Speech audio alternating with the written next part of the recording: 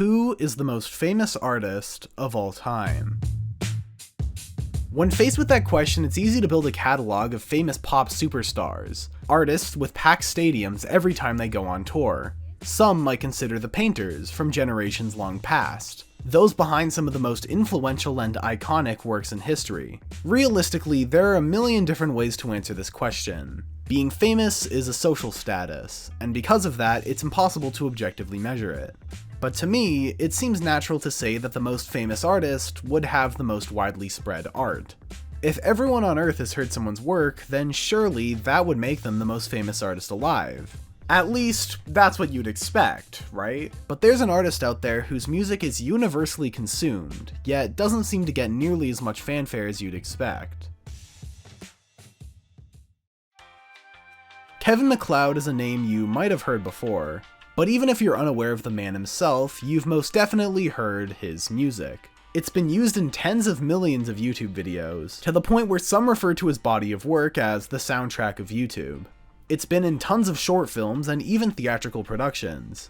Rather than a traditional music artist, Kevin specializes in composing. His music doesn't have lyrics, and because of this, there are no language barriers towards his music, and more importantly, it fits perfectly in the background of other projects. Just to properly give you an idea of the whole scope of his career, of his reach and versatility, I put together a highlight reel of his most popular hits, as well as the context you might have heard them in.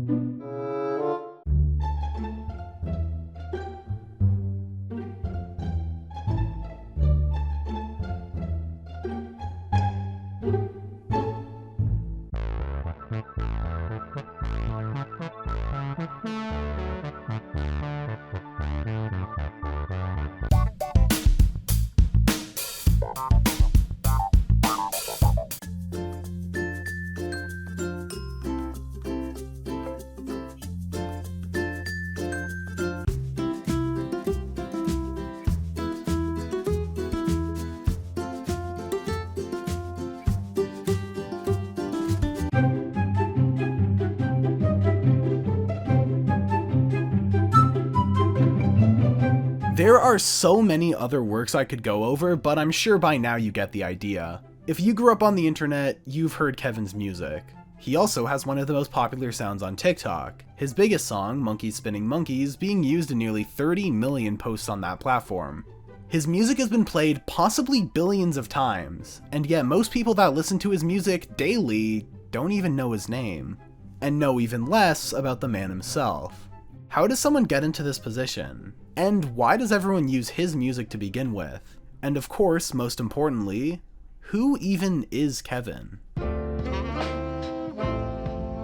Kevin Macleod is best known for his website, Incompetech. He first created it back in 1996, in the earliest days of the internet, the site name being a portmanteau of incompetent and technology. At the time, those words reflected everyone online. At the start of that year, there were only 23,500 websites worldwide, made by people who didn't really know what they were doing because nobody did. But by the end of the year, there'd be 234,101 more. It's clear that Kevin was an early adopter of the World Wide Web, and that played a pivotal role in his eventual rise in notoriety. If you go to his website today, the front page tells an interesting story. It shows two options, two things the visitor might be there for.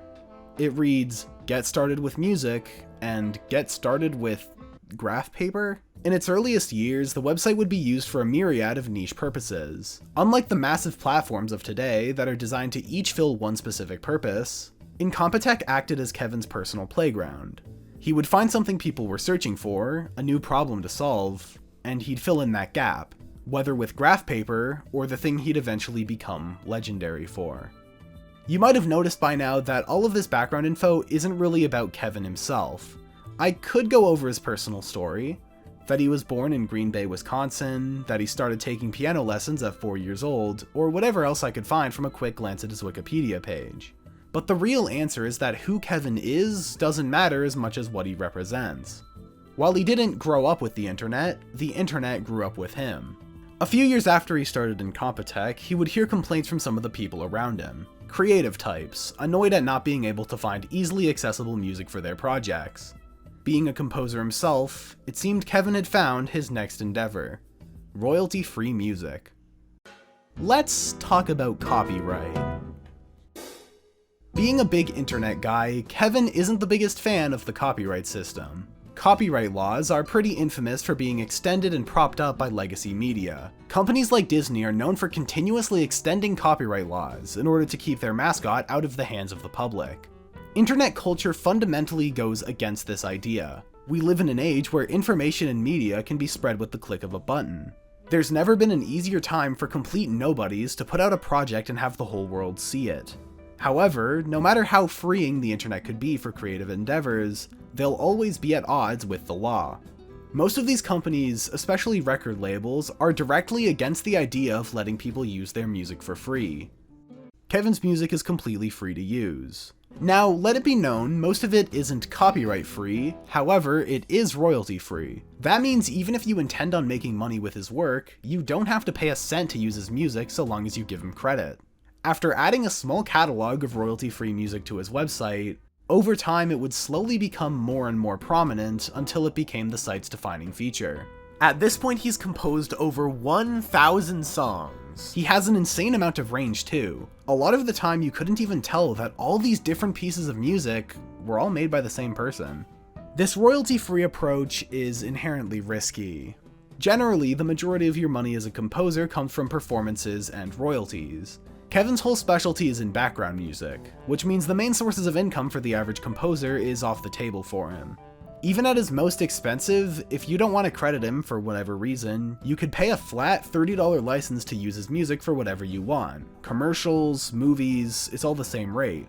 That's an insanely low number to any regular composer. The only way royalty-free music is a viable option is if everyone uses your stuff.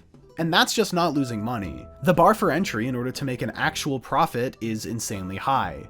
By going down this path, Kevin was essentially making a bet that accessibility will always be more valuable in the long term than financial compensation. And no matter how unlikely, Kevin would spend years committing to that wager.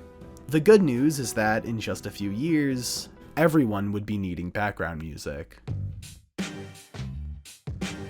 In 2005, this little unknown website called YouTube would launch. The internet had become almost unrecognizable from what it was 11 years prior. Unlike Incompetech, YouTube had a very different approach as a business. Instead of going for whatever people were looking for, they only really had one goal: to become the de facto video site. Long story short, you're not watching this on Vimeo, things clearly worked out. YouTube succeeded because people wanted to be creators, and as more creators joined the platform, a lot of them would start using some very familiar music. Being on the internet, YouTube would have its own complicated history with copyright. The site functions under what's known as the DMCA's Safe Harbor provisions. It basically means that YouTube isn't liable for the infringements of its users, otherwise they would be sued to oblivion. A very important factor to qualify for Safe Harbor is that the platform has to make a genuine effort to crack down on repeat copyright violations. YouTube implemented what's known as the Content ID system, that was able to automatically detect copyrighted material and strike it down. When first implemented, this was kind of a mess. Thousands of channels were actively being terminated for things as little as using copyrighted music or visuals in their work, regardless of whether or not it qualifies as fair use. Nowadays, they have the copyright claiming system that sends all the revenue from the video to the copyright owner. But at the time, things were a lot more cutthroat. As a rule of thumb, copyrighted material wasn't allowed to be used on YouTube. So now there's this massive influx of amateur video creators in desperate need for music that won't get them moved off the site. It sounds like they need something royalty-free. Luckily for them, there's already an entire catalog available on Incompetech. As more creators used Kevin's music, he and his website would become more known to others in the space. The audience for his music is incredibly unique, because it mainly consists of creatives using his music for their own projects rather than a traditional listener base. Because of this, Kevin is a legend among content creators, yet completely unknown to the audience that watches them. Kevin and the creators share a symbiotic relationship. Kevin makes music for anyone to use, and because of that, a ton of people use it, giving him a ton of exposure. You've probably heard the meme about artists being paid in exposure, and usually it's a scam. But in rare cases like Kevin's, it actually works out. Kevin's music has gone viral, and when that happens, people eventually notice, and it becomes a meme. Several of Kevin's most popular pieces have entered meme culture as goofy, whimsical songs that everyone has heard at least once. Usually when people make memes with or about his music, the joke is that his songs aren't really meant to be taken seriously. In February 2024, TikTok would face some copyright issues of their own, when the massive record label UMG completely pulled its copyrighted material from the platform. In response, a trend began where users would dance to his royalty-free music. I'm not sure if anyone else believes this, but I think a big factor for the meme potential of Kevin's songs is that it sounds kind of bad. I don't mean that it's badly made, more so that it somehow just sounds kind of cheap and low quality.